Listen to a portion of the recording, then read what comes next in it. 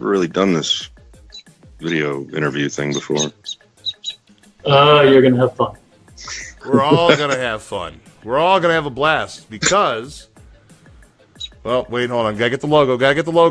Gotta drop the important stuff first. By the way, big props to Scooby on our new theme song, but we are officially live.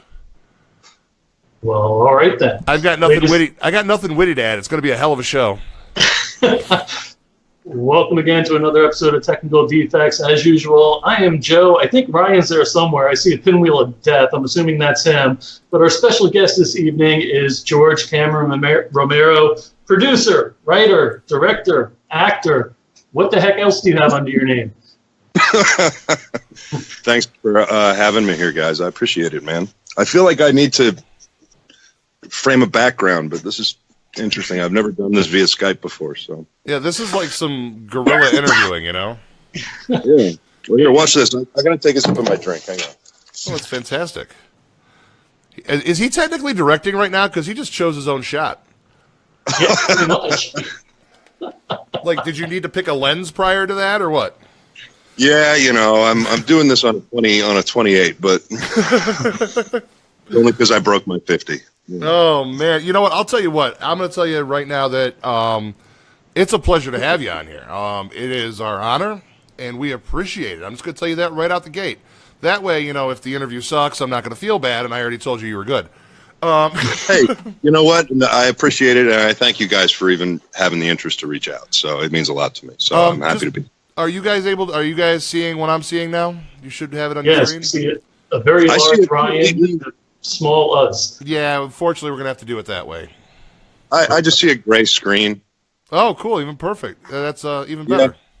Yeah. It's really keeping me in the moment. It's awesome. We call that mood lighting. My emotions are on fucking point right now. Yeah, I can tell. The tone of voice gives it all away. So you know what? I'm going to jump right into it, man. I want to get right into probably the coolest thing that I've heard about, and that is... Wait a minute. Whoa, Before what? you do that. Oh, what? Oh. Well, I just kind of got to go over how we actually got to speak with him to begin with. Oh, which is spin a really cool story, man. I mean, it was no, it's nothing. It's not the strip club back in '98. No. When I worked there. Brian Enright's group, Midnight VHS presentation. So I happened to be over there one night watching Night of the Living Dead, and this guy shows up. And I'm like, get the hell out of here. I think you even shot me like a text or something, and you never text me. Right?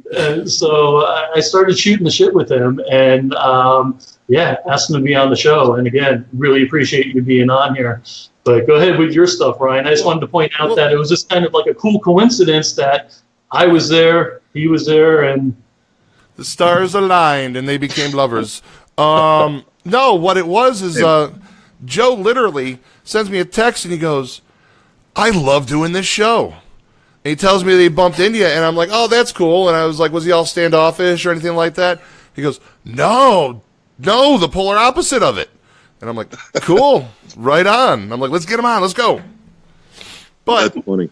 You turned out to be a pretty cool dude. I was even telling my fiance a moment ago. I go, George is going to be on. I go, we've BS'd a little bit. I go, he's a cool dude. So, but thanks. Now that I'm done blowing you, let's move on to the good stuff. Rise, absolutely. Dude. Rise. Yeah. Rise of the Living Dead. It's unbelievable. Yeah. Tell me about it. Tell me what's up, man. Well, listen, man, this thing, so I wrote it in 2010, and, you know, it's had this crazy kind of roller coaster. I'm still staring at a gray screen, so I'm trying to, you know, picture what you look like. Oh, but you were able to see Joe a minute ago. That's right. Okay. Yeah. So, you know, I wrote it in 2010. This thing's had a few lifetimes, it seems like, since I wrote it. And hey, there you go. Hey, Joe. That's Joe. You'll see me later. And, you know, it's had a lot of ups, but it's had a lot of downs trying to get it going. And, you know, I think a lot of people would have been discouraged earlier on, but it's been really an important thing for me to do for a long time. And so that's kind of where it came from. And, you know, the more sort of downs that it would go through, the more strangely motivated I would get to kind of look for a different avenue with it. And I think as a result of that, I've ended up with this property that's so much more than what I can even sort of describe at this point. I mean, we've got everything planned for it, from virtual reality elements to one of my favorite parts is we're just about to play test our tabletop RPG, which is, you know, old school B style. And there's a lot of really great things around this project that have been born out of this film. And, you know, along the road, I kept thinking to myself, Jesus, you know, it's another, you know, fuck up or another pitfall I got to get through. But what I ended up with was this property that's so much more to me than what I ever thought it could be. I originally just, you know, wanted to write a movie to get it made and be like, hey, Dad, check it out. I love you. And, you know, over the years, it's become so much more of a testament and an homage to him and his work and what he did to so many of us that inspired us to do things like have podcasts and write movies and books and songs and, you know, start bands and get into effects and get into making movies and pick up a camera and go in the backyard and do your best zombie, or, you know what I mean? Like, well, and the deeper I dived, the deeper it all got from there. And now it's become this sort of life mission that is not only sort of all about, you know, how I feel about him and his work, but also how us true fans feel about it. And that's, I think, what makes me so excited about it. You know, it's amazing how that culture in and of itself, just the, you know, the Walking Dead, the Living Dead, the zombies, all of it has become a culture in and of itself. Yeah, and it really has. Well, I mean, I come from Lakewood, Ohio. And I kid you not, at least twice a year, they have a zombie walk out there. Oh, yeah, they're everywhere. Oh, yeah. And they're absolutely everywhere. And it amazes me because everyone's like, oh, what? You know, people that aren't into it, they're like, what, you get like 10 people? No. They close down streets for this. Yeah. And it's absolutely nuts. Well, you know, it's funny. And I've been talking about this a lot lately because I had a conversation with a buddy the other day. And, you know, we kind of had this realization that it was one of those things you kind of always knew, but you never really had that aha moment about, you know, and that's part of the fact that I think so many of us are so diehard is that when we were kids and growing up, we weren't allowed to watch this stuff. Yeah. And so part of the appeal was the quote unquote danger of even sneaking away to watch things that we weren't allowed to see. Mm-hmm. And, you know, that created a place in all of us that were ever touched by not only my dad, but I mean everybody else, you know, all of the horror greats from back when I was a kid knocking around in the 70s, you know. And it's when his film ended up in the public domain, it created sort of an open source creature, right? Right. For movies. So now we've got, like I said earlier, all these people were inspired to go out and start messing around with, chocolate syrup for blood until they figured out, hey, we're shooting in color. Let's figure out how to make fake blood and let's get into effects. And, you know, and we didn't have the internet. And so trying to find this shit out was like you had to know somebody whose older brother got a copy of Fangoria or something like that, where Savini would talk about some tip or trick he used on set. The next thing you know, everybody would be out there going, oh, well, this is what Savini does. You know what I mean? And everybody was trying to learn really with knowledge that was not accessible. And so we had these guys that were doing it, like my dad, like Savini, like all those guys back then, who were doing stuff that was just nobody could figure it out. And it spoke to us as a generation, I think. And, you know, we have this open source kind of sandbox where people have gone on to create their own zombie films, their own backyard stuff, their own monsters, creatures, creations, spin-offs. You know, name it. And it's all because of the fact that, you know, Night ended up in the public domain, largely, you know. I mean, you don't see anybody out there running around making a million knockoffs of, well, the Universal monsters because they can't. Yeah. So we live in a world where what my dad did and what those guys did back in the day, it turned into something that those of us who had a love for telling stories were free to experiment with and express with. And yeah, I don't even remember the question. Sorry.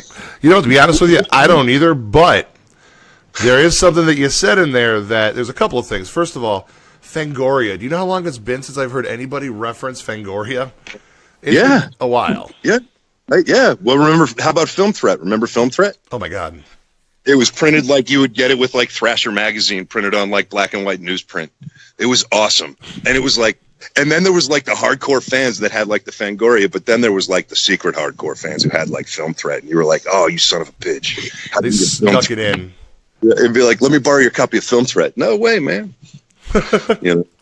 They, now the thing about it too is, the second part of that I was going to say, you mentioned podcasting. You got something going on with a thing called Deadverse, right? I do. Deadverse is sort of what I'm calling the whole thing. Okay. So Rise of the Living Dead is going to kick it all off, but the RPG is part of the Deadverse. We're going to be doing a podcast that is literally, as soon as I get it set up and off the ground, it's going to run indefinitely as a permanent place for people to come and kind of talk about their love for my dad and his work and all that stuff. Oh, that's cool.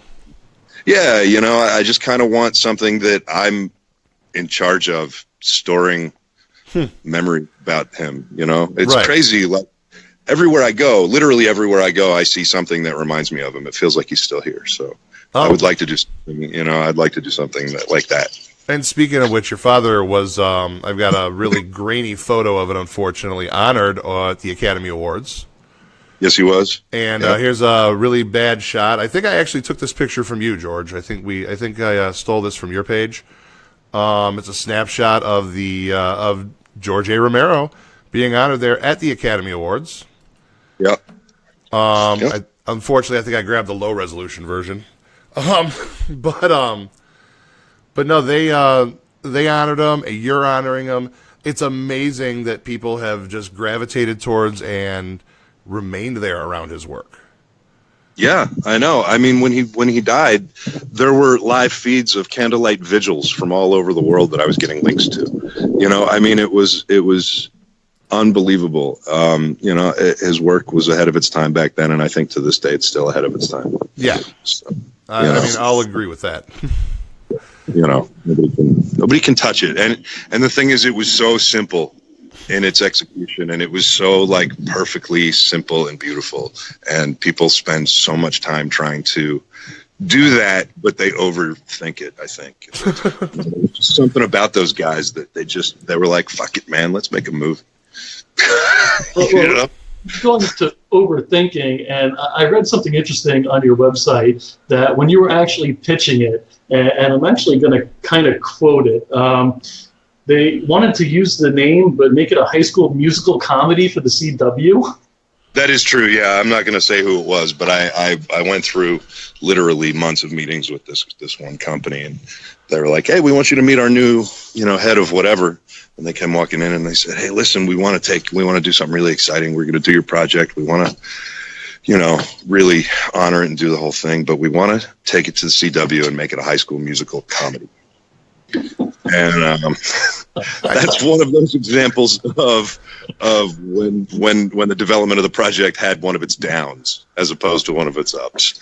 And you know, that kind of honestly at the end of a long line of some bullshit that had been going on, it just kind of made me take a break from it and step back from it. And honestly, if I hadn't done that and been pushed to the point where I stepped back for a minute, I don't think I ever would have realized all of the other stuff I had been working on around it.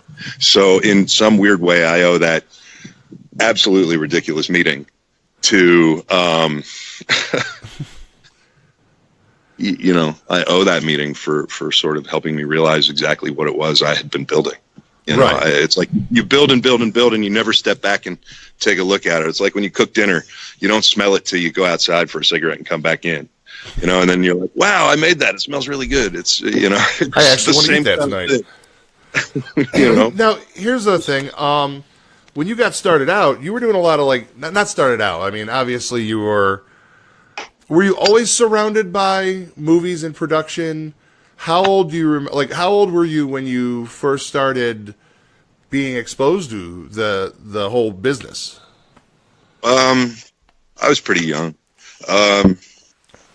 In a good way. You know, my parents split when I was young. Okay. So my mom spent a long time kind of like talking to me about it and explaining to me, what my father did for a living and all that stuff. And so she was wonderful about it. And she come from the ad world herself. So she was a creative in her own right and knew that with her as my mother and him as my father, that I was pretty much sentenced to being a creative lifer, whatever that was going to look like. So I think I saw Night the first time when I was about 8, at least the first time I remember. And I was hooked, I was hooked. And, my mom went out and got me a little 8mm camera and a bunch of film, but wouldn't let me develop it till I went and earned the money to pay to develop it myself, because she wanted me to know how expensive film was. And then I was hooked on like working. I was like, hey man, can I mow your lawn? You just mowed it this morning. Well, can I mow it again? Because I got this idea for this awesome scene, and so it was like that my whole youth growing up. I am just recently a father. I have a 3-year-old. So hearing that, I mean, obviously I'm going to adapt it in a different way. Maybe I'll turn into a DJ or something and teach her how expensive records are. But it's a great concept. I love that parenting style is phenomenal. Like, I'm going to teach you to appreciate this. I'm going to give you this. I'm going to give you the tools, but I'm going to make you appreciate the actual infrastructure of it all. Exactly. Yeah. And it was great. And I ended up, like I said, just literally working to make movies from the time I was 8 years old. And you followed in the steps of your mom, didn't you? You went and did ads and stuff? I did. Yeah. I worked on film sets a lot, growing up, a lot of crew jobs. And then, she got sick actually. And, I had to kind of go, play that role with her for a while. Right. And, I needed to make money. So I got into like writing HTML and, learned all that stuff and kind of turned that into this little weird branding company that I took to Pittsburgh, and that took off. And then we got bought out, by our investors, who, allowed us to open Western Pennsylvania's first commercial and film production studio, really under one roof. And we had everything. We had all the toys and all the people and the greatest team and crew of people ever. And we did some great stuff and had a lot of fun. And that was my time in the advertising world. And we did a lot of work for some pretty good clients back then too. So it was fun. Very nice. And now you have your own production company still, the Romero Pictures, correct? Yeah. Let's make sure we get that banner flying up here real quick. There we go. Got Romero Pictures up on the screen for you. Thank you. No problem. You can't see what's going on, so I figure I might as well narrate that portion of it for you. No, it's cool. Yeah, so, I've had production company after production company, but I kind of rolled everything into one years ago. And, again, look, it's an honor to be, it's like this crazy honor that I carry around being his kid and being his son. And, that's something I take seriously. So, while I work hard to develop my own voice and my own visual style and, use my own vocabulary of film, I want to make sure that I always respect, where I came from, where it all came from, what he did. When you say your own vocabulary, what do you mean in terms of that? Just my own vocabulary of film, my own frame of reference, things that have shaped and molded me over the years, one way or another. Whether it's a shot from a terrible action movie that I saw, or whether it's, how riveted I was when I sat in the theater and watched some movie when I was 15. I think that's what develops our vocabulary of film. And, those of us who do what we all do for a living, we have a tendency to speak in movie too. So, right. Developing a strong vocabulary of film and knowing about films, great films, and knowing about the giants whose shoulders we all want to stand on is important. Right. Everyone's got their different definition of giants. I mean, there's always ones that everyone can agree on are amazing. Even if it's not your genre, you're like, yes. Absolutely. But yeah, I mean, everyone stands on their different shoulders, which I think is absolutely awesome. Besides your father, who else do you look up to in terms of your filmmaking? Well, this is a question that I get a lot, and sadly, my answer sounds like a non-answer, but it is, in fact, the best answer I can give after my life. So, basically, I truly do try to find inspiration for something in literally everything I watch. Okay. Every single piece of anything I watch, I try to find something good. And I made a joke about a bad action movie. There was an action movie that was so terrible that I'm not going to name it, but there's this phenomenal shot where the cameraman kind of goes over the side of the building and tracks with an action that happens the whole way down. And it was one of the ballsiest camera moves I've ever seen.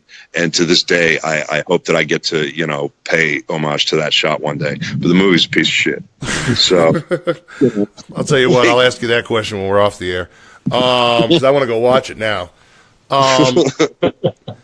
But no, that's actually a perfectly good answer. Now, I am by no means have I ever claimed to be anything even remotely in the film industry, but I found myself doing something just from what I've learned from the people around me. And do you do the same thing? If you're just standing somewhere or you're driving in the car or something like that, do you just randomly frame a shot? Will you just look at it like that? Again, I think that's something that, I used to pay attention to the fact that I was doing it, and now I think it's one of those things that you learn to live with, kind of like a limp. Okay. Like a limp. I didn't think it was a disorder. I thought it was kind of cool because I'd be looking at it going, yeah, that would work. I don't know what the hell I'm doing, but that'll work.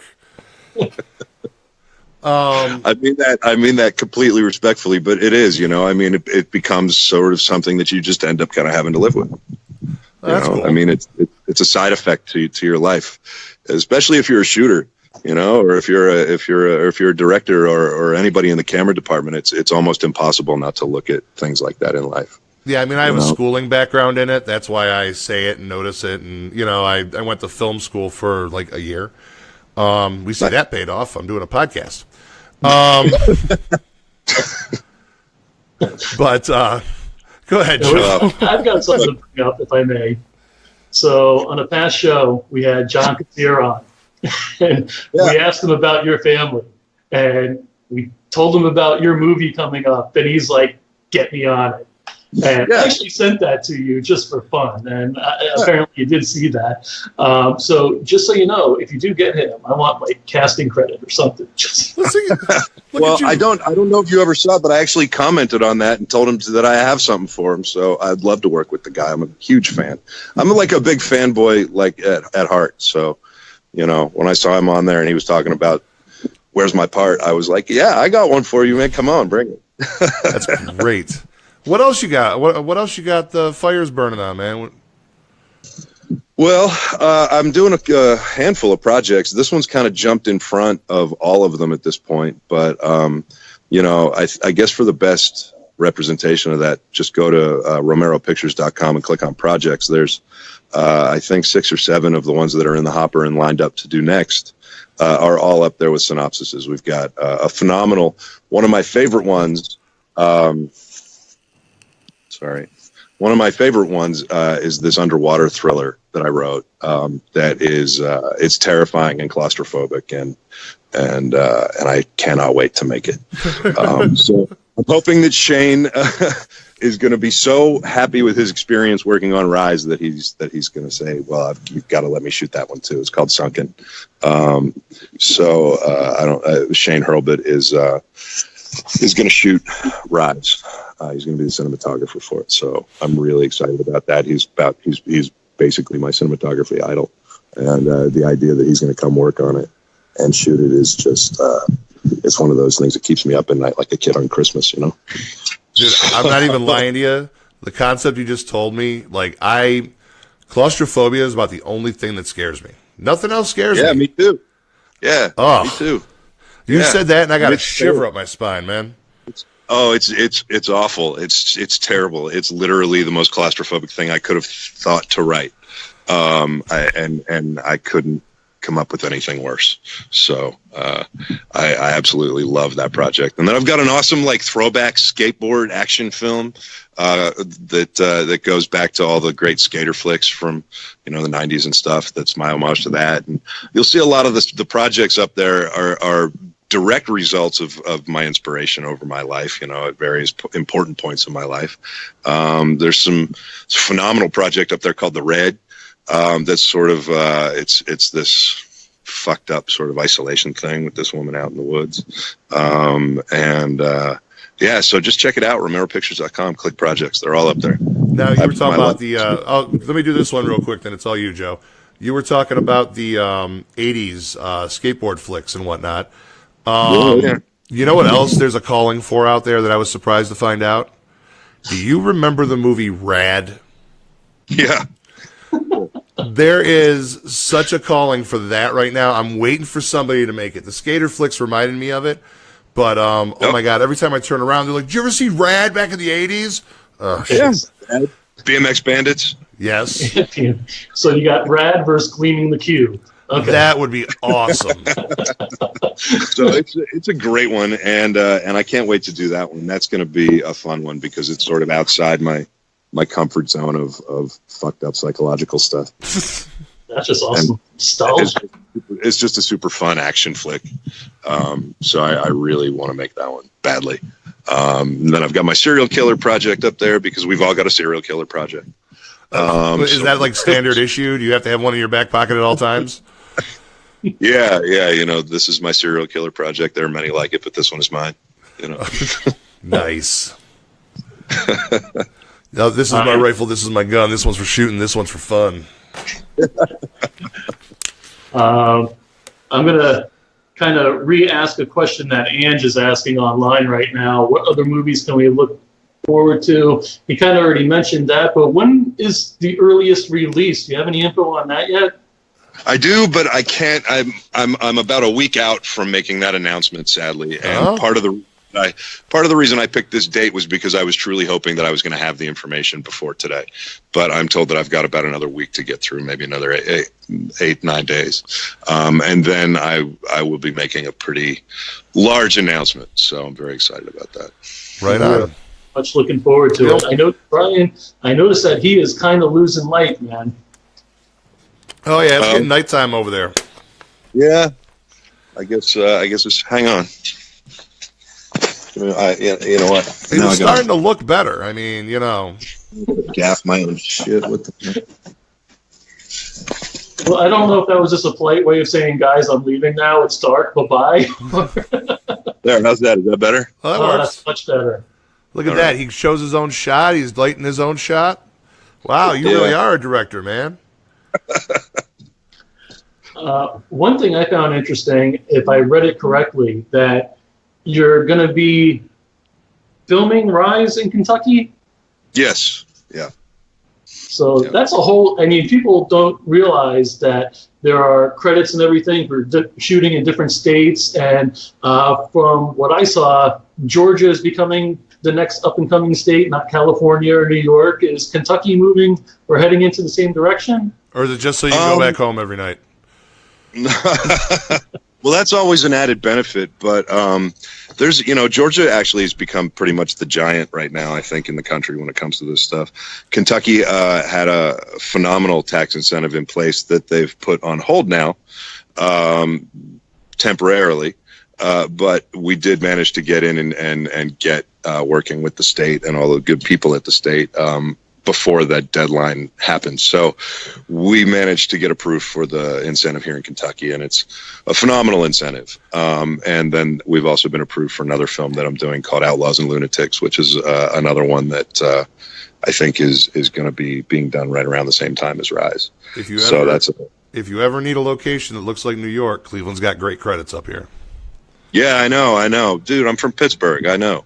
Well, yeah, I know, but we're not even going to get into that because, I'm a Browns fan. Well, I was a Browns fan about 10 years ago.